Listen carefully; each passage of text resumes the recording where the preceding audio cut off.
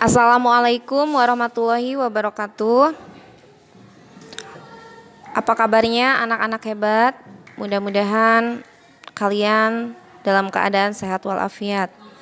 Anak-anak, hari ini kita akan kembali belajar IPS. Untuk materi hari ini kita akan masuk ke bab baru, yaitu bab 4. Baiklah anak-anak, untuk mengawali pembelajaran kita hari ini, mari kita sama-sama bacakan basmalah. Bismillahirrohmanirrohim. Baik anak-anak, silahkan kalian sambil disiapkan buku paket IPS-nya. Buka bab 4, Perjuangan Melawan Penjajah.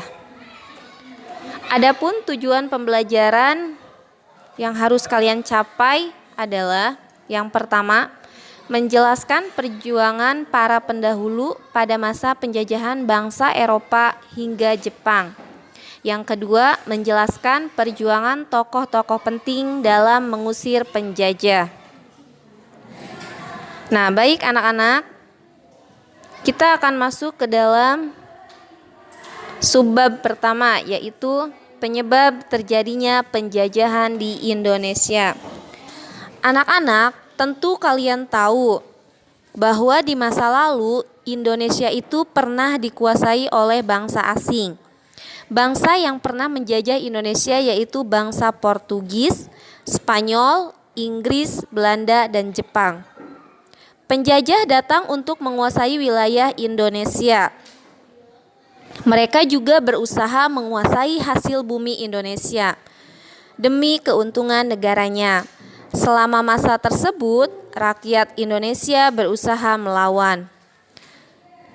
Di berbagai daerah, masyarakat Indonesia menentang bangsa asing dengan gagah beraninya agar dapat lepas dari masa penjajahan. Contohnya, rakyat Bali yang berperang mengobarkan semangat puputan atau habis-habisan demi kehormatan tanah air. Untuk mengenang perjuangan para pendahulu yang telah gugur, maka didirikanlah monumen puputan di kota Denpasar atau Bali. Anak-anak, penyebab terjadinya penjajahan di Indonesia itu disebabkan oleh beberapa faktor. Faktor-faktor ini dapat dibedakan menjadi dua, yaitu yang pertama ada yang disebut dengan faktor pendorong dan ada faktor penarik. Baiklah, kita bahas yang pertama yaitu faktor pendorong. Faktor pendorong ini adalah faktor yang menyebabkan bangsa asing ingin datang dan menguasai Indonesia. Faktor-faktor tersebut antara lain sebagai berikut. Yang pertama, berlangsungnya zaman Renaissance atau zaman pencerahan.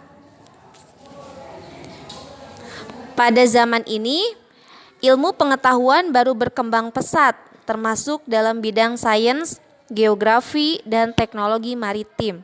Hasil penemuan di bidang teknologi maritim antara lain penyempurnaan kompas, teleskop, peta dunia, dan karavel atau perahu cepat berukuran kecil yang mudah digunakan dalam penjelajahan samudra.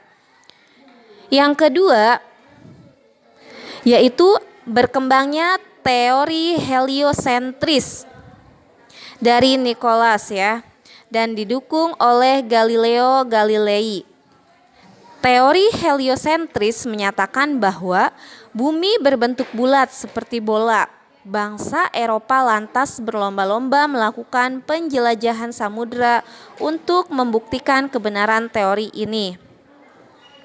Kemudian, yang ketiga, jatuhnya Konstantinopel ke tangan Turki Ottoman pada tahun 1453. Konstantinopel yang berada di Laut Tengah dulunya adalah pusat pemerintahan Romawi Timur.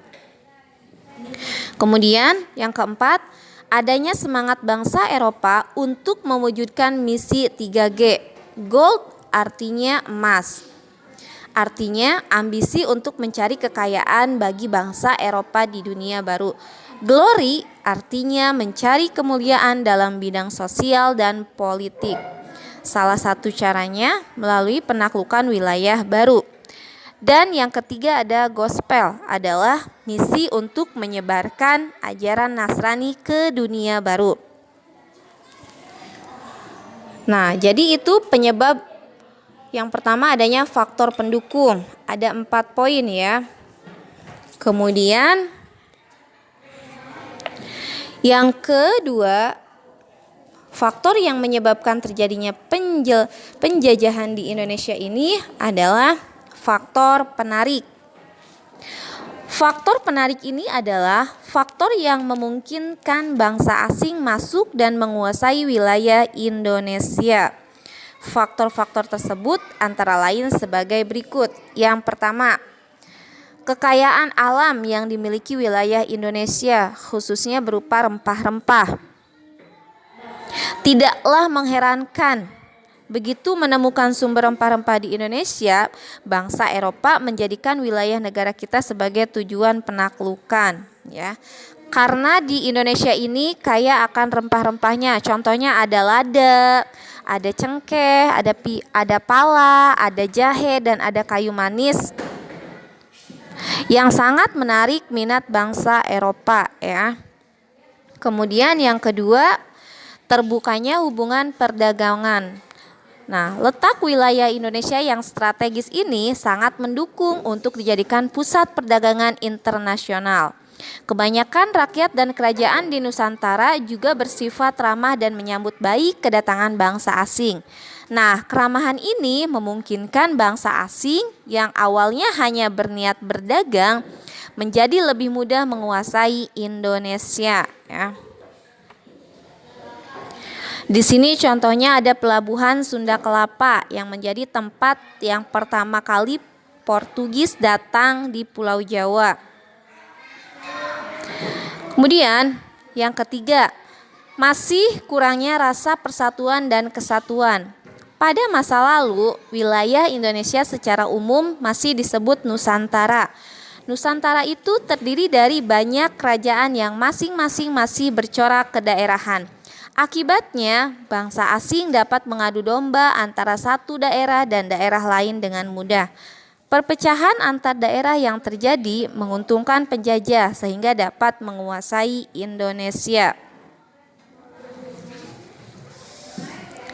Nah, pada masa penjajahan, bangsa Eropa di Kepulauan Maluku itu dijuluki Kepulauan Rempah-Rempah, ya, karena rempah-rempahnya itu sangat banyak.